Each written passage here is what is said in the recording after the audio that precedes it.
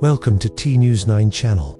We're diving into chapter 61 of The Cases That Wait, titled The Arrest.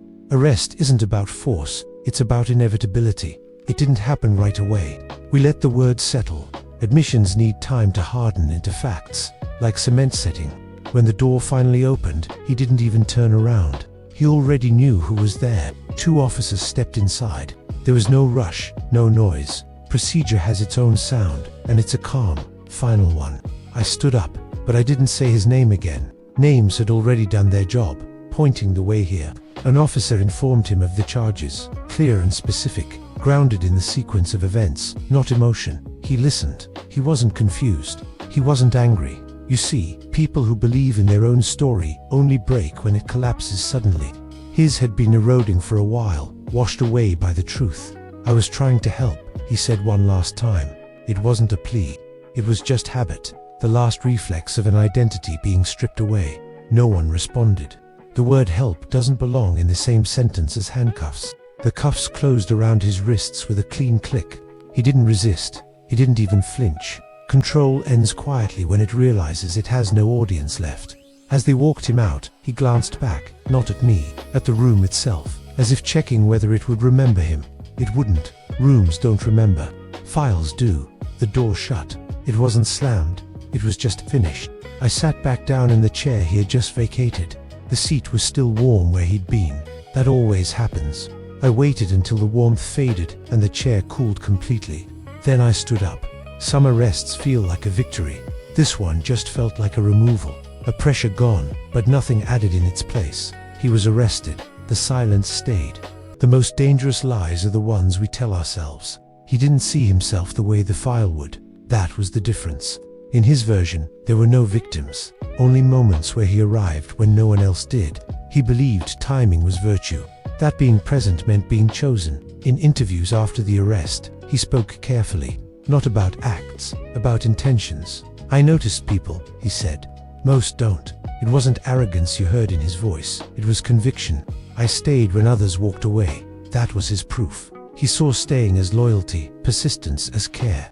He framed his restraint as a form of morality. I never crossed lines, he insisted.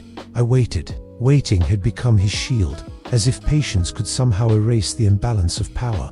He never used words like control or need. He used words like support, availability, understanding. Words that sound completely harmless until you realize they're being used to replace consent. He saw himself as necessary. That was the core of it. Not powerful, not cruel, necessary. And people who think they're necessary don't hear the word no. They hear the words not yet. In his mind, a refusal wasn't a rejection. It was just confusion, a problem he believed he could solve. He told himself that story so many times that it stopped sounding like a choice and started sounding like the truth. That's how identity works, doesn't it? It's not built in grand moments. It's built in repetition, in the quiet stories we repeat to ourselves day after day. I closed the transcript. The official file would describe him accurately. The charges, the counts, the patterns of behavior. But it would never capture the belief, the absolute certainty that he was doing good in a world that simply failed to show up on time. I wrote one line on a sticky note. It wasn't for evidence. It was for my own memory. He wasn't trying to be evil. He was trying to be indispensable. I placed it inside the file. Some misunderstandings deserved to be remembered. Not excused, but remembered. He knew what he did. He never questioned who he was. Some files close. Some lessons don't. The file was complete, stamped, indexed, placed where finished things belong. I watched it disappear into the cabinet. Metal drawer, soft click. That sound is supposed to mean relief. It didn't. Weeks passed. Court dates replaced surveillance logs. The language changed. Alleged became defendant. Behavior became charges. The system did what it always does. It narrowed the focus, grinding down a complex human story into a set of legal procedures. Justice, they called it. Closure, they said. But the edges of the real story felt raw, unfinished. One afternoon, months later, I passed the same bus stop again. Different light, different people, same familiar pause. Someone stood where she had once stood, phone in hand, a bag that looked too heavy for her frame. A man slowed his car, just for a moment. It wasn't him. It was someone else entirely. He hesitated, looked, then kept walking. Nothing happened. And that non-event, That simple moment of a person being left alone mattered more than it should have. It was a breath I didn't realize I'd been holding.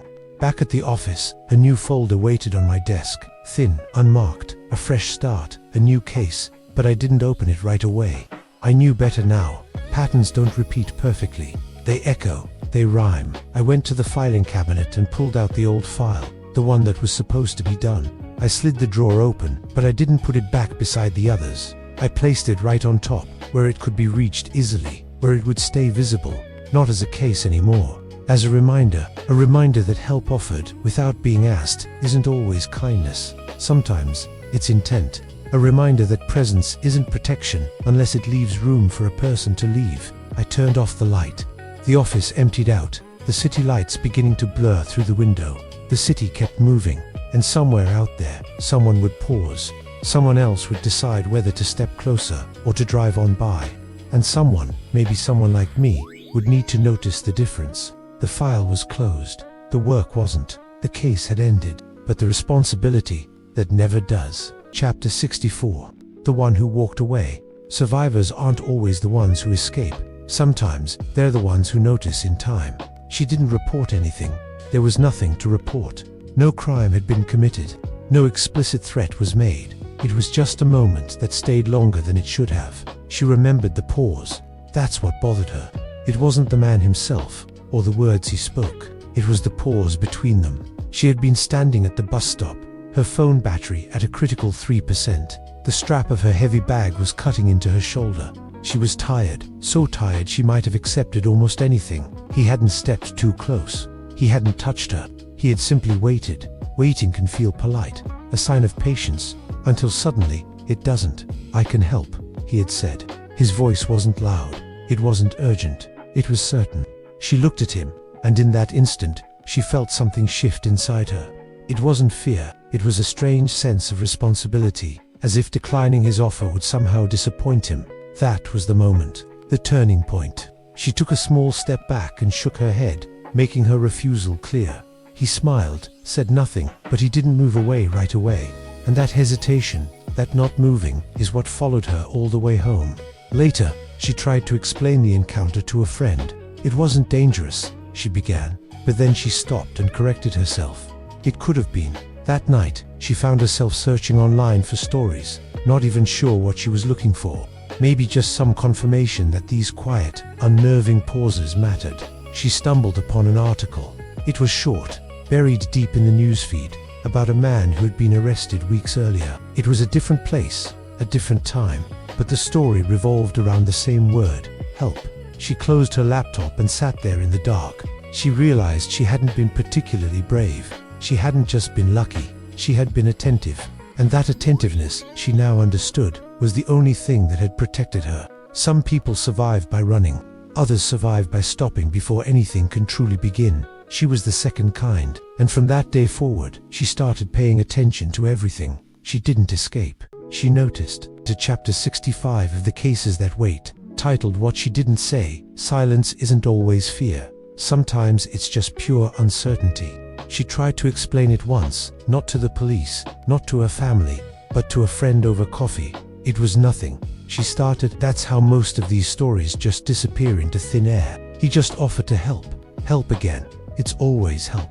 Her friend nodded and smiled. Sounds harmless. That word, harmless, landed much heavier than it should have. Harmless means finished, over, on. And she felt herself twisting the story, adjusting it to fit that simple word. She left out the long pause, the waiting.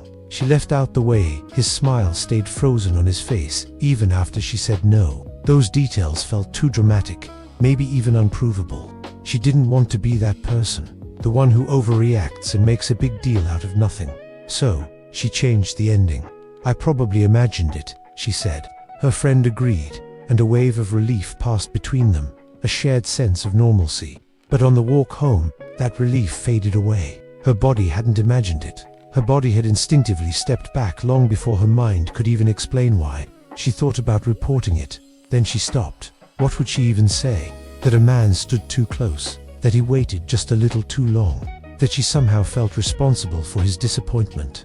None of that fits neatly onto official forms. None of it sounds serious enough. So, she stayed quiet. Silence felt safer than trying to explain the unexplainable. But silence has its own weight. It teaches you to doubt your own instincts, your own noticing. That night, she wrote the moment down. It wasn't a report, just a note for herself. The time, the place, the words he used, just in case. She didn't know what it was for, only that forgetting felt fundamentally wrong. Some people speak because they want to be believed by others, but some people write so they don't stop believing in themselves. She closed the notebook and turned off the light. The story wasn't over, but now it was finally recorded somewhere that mattered. She didn't tell the story, she preserved it. Thanks for watching T-News 9. Don't forget to like, subscribe, and hit that notification bell for more content. See you next time.